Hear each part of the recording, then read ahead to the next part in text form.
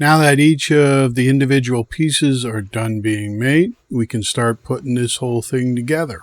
All right then, what goes where?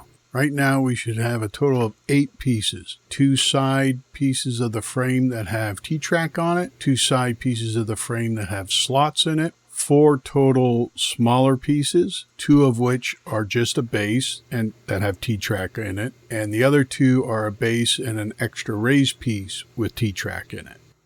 The 2 smaller pieces that are just the base go with the sides of the frame that have just the T-track in it. And the other 2 smaller side pieces that have the base and the extended piece go with the sides of the frame that have the slots.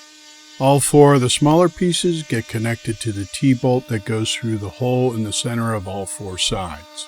And the 2 sides of the frame with the T-track get connected to the 2 sides of the frame with the slots with another T-bolt and knob.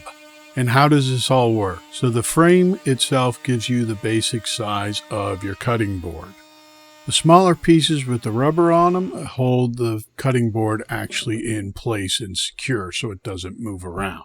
And with a combination of moving the smaller pieces in the frame itself will determine where the juice groove is in relationship to the edge of the cutting board.